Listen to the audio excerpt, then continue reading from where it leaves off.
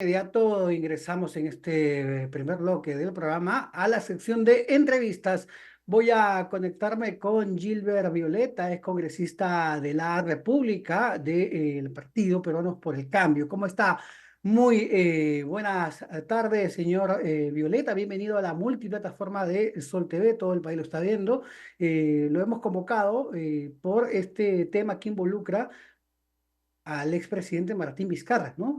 Según informaciones, serían ya 7 los testigos, ¿no? Quienes estarían involucrando al expresidente en presuntos actos ilícitos. Muy buenas tardes, Joel Quesada le saluda.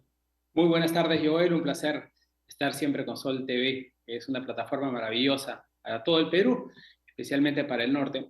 Bueno, mira, a todos vemos creo que no con asombro en realidad algunos, ¿no? Porque nosotros hemos venido haciendo denuncias sobre supuestos actos de corrupción o malos manejos en la gestión de Martín Vizcarra desde hace muchos años atrás.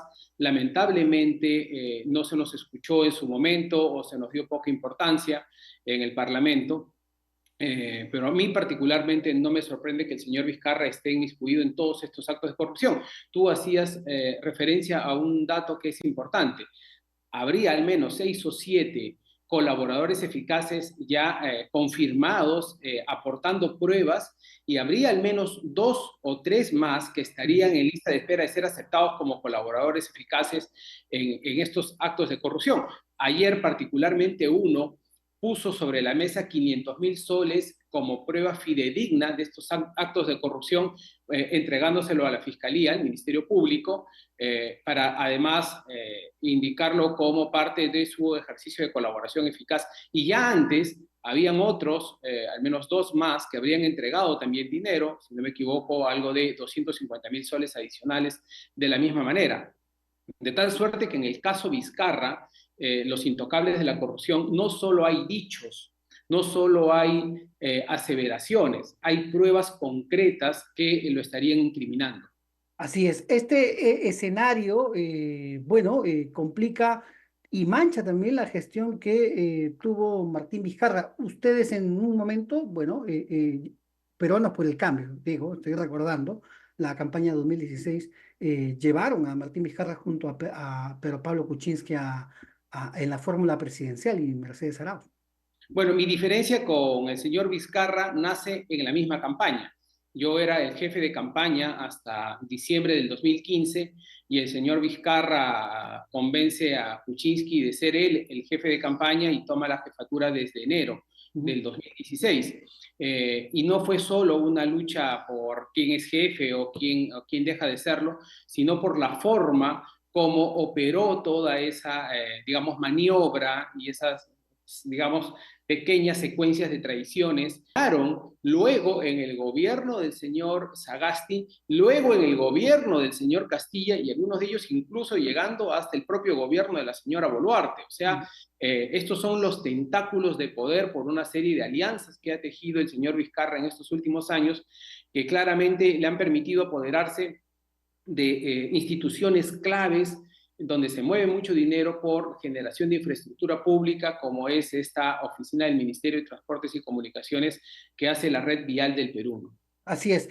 Martín Vizcarra complotó, ¿cree usted, con algunos fiscales para perpetuarse en el poder, blindarse, eh, protegió a los fiscales Rafael Vela y Domingo Pérez, precisamente, en A su mí me momento? parece que en principio su principal alianza política, y ahora sabemos con implicancias delictivas, vino con la propia fiscal de la Nación, con la señora Zoraida Ábalos en su oportunidad. Si nosotros recordamos qué fue lo que pasó el 2019, 2020, cuando el señor Vizcarra cierra el Congreso, el señor Vizcarra se niega a ser fiscalizado por la Comisión Permanente. Un Y ahí cierre se del Congreso produce ilegal, desde mi punto de vista. inconstitucional, ahora declarado por el propio Tribunal Constitucional, ¿no? Inconstitucional. Cierra el Congreso y cuando la Comisión Permanente le intenta fiscalizar o llamar a algunos ministros para que explique algunos temas irregulares que estaban ocurriendo en el gobierno, el señor Vizcarra le dice: un momentito, yo no tengo por qué explicarle nada a este Parlamento. Y simplemente hace caso omiso de los actos de corrupción y como tenía de los actos de fiscalización, y como tenía una altísima aprobación en su momento, nadie se preocupó por Pero, eso. pero Y Zoraida la Ábalos, fiscal de la Nación, hizo oídos sordos, sí, y la Contraloría de la República hizo oídos sordos. pero Zoraida Ábalos se defiende y dice de que ella sí denunció a Martín Vizcarra. No, no, la señora Zoraida Ábalos, la verdad, fue muy complaciente con el gobierno del señor Vizcarra. Ya comenzó a hacer denuncias cuando ya existía mucha presión en su pelea con Pablo Sánchez por la cabeza de la Fiscalía de la Nación, y luego en sus discusiones que tiene con el señor Chávarri. Mm. Cuando se producen estas diferencias en la lucha de poderes a nivel de la cabeza del Ministerio Público, comienza a hacer algunos gestos para tratar de decir, miren, yo soy independiente, yo no me debo tanto al señor Vizcarra, pero a todas luces era una Fiscalía de la Nación abyecta al poder del señor Vizcarra. ¿Por qué hasta ahora el expresidente Martín Vizcarra con 7 personas y usted está ya señalando que podrían ser muchas más, con más de 500.000 ahí hemos visto el video, ¿no? Escandaloso, en fin, sigue libre? ¿Tiene que ver con esta protección que tiene de 5 años por ser expresidente? Miren, sobre el señor Vizcarra, por quien existen pruebas desde hace un buen rato, porque ustedes recordarán también que hace ya 1 año y medio o 2 años atrás, el señor José Manuel Hernández, que fue Mm. ministro de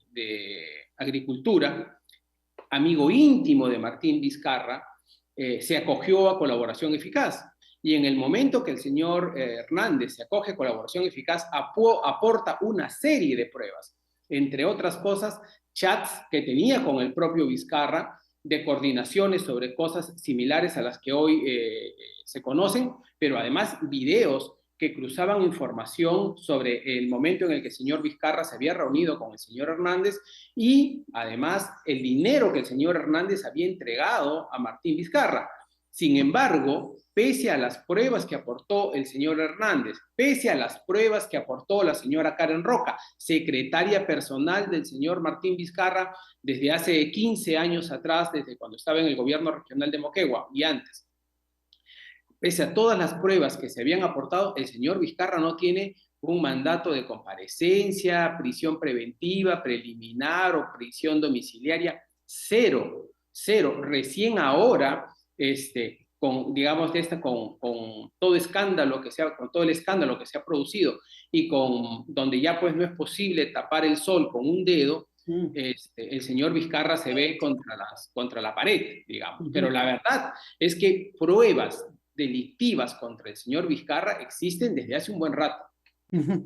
Pero como usted dice, él ha generado una especie de andamiaje en diferentes instituciones del Estado. Bueno, vamos a estar atentos sin duda a estas investigaciones que no son nada, nada menor, ¿no? Y algunos están olvidándose de estos detalles que involucran nada menos a un expresidente, ¿no? De la República que ha manejado millones, ha tomado decisiones por Y, encima y de los que, peruanos. Sí. y que es penoso, porque yo no tengo la menor duda que el señor Vizcarra, siendo otro expresidente, va a terminar en la cárcel, como muchos de los expresidentes que tenemos ya, junto al señor Castillo, como ocurrió con el señor Fujimori, como ha ocurrido con todos los expresidentes últimos.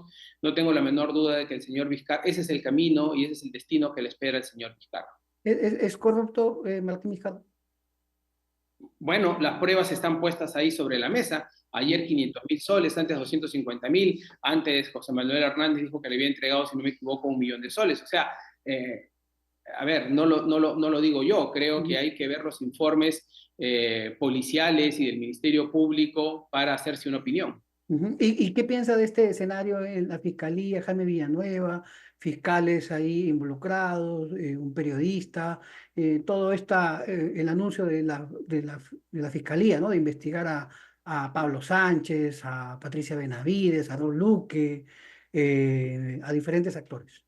Bueno, me hace pensar que así como el Congreso de la República necesita una reforma profunda, y ojalá que ese momento se dé de aprobarse una bicameralidad, se puede hacer una reforma profunda del Congreso de la República, entre otras cosas, además disminuyendo el personal con el que cuenta actualmente, de 4.000, yo creo que no más de 1.000 deberían estar ahí. Lo mismo me parece que debería ocurrir con el sistema de justicia y particularmente con el Ministerio Público. Necesita una reforma profunda que replantee la manera como se han estado manejando todos los casos judiciales en los últimos años en el Perú.